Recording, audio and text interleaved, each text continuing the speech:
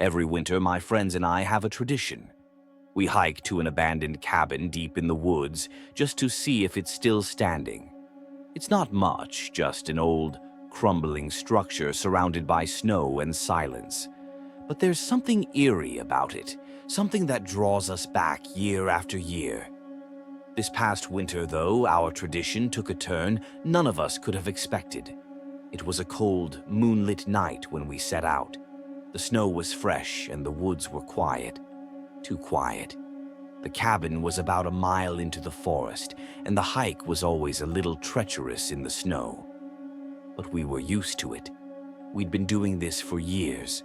When we finally reached the cabin, it looked the same as always: sagging roof, broken windows, and a door that hung crooked on its hinges. We laughed and joked as we always did, taking photos and daring each other to go inside. But this time, something felt different. The air was colder and the silence felt heavier, like the woods were holding their breath. We were about to leave when we heard it, a faint knocking coming from inside the cabin. We froze, staring at each other. None of us had ever heard anything like it before. The knocking grew louder, more insistent, and then it stopped.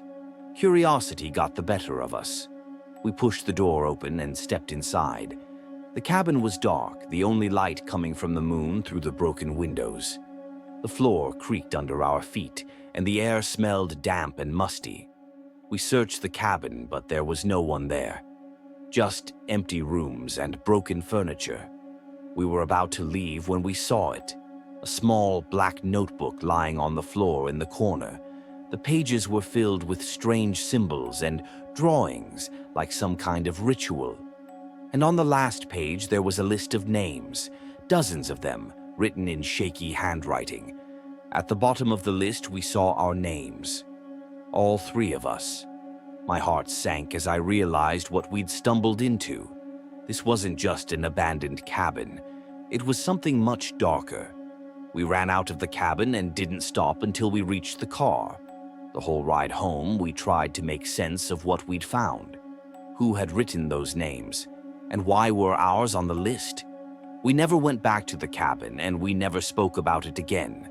But sometimes, late at night, I hear it, the faint knocking like someone is trying to get in. And I can't help but wonder if we were meant to find that notebook, or if it found us.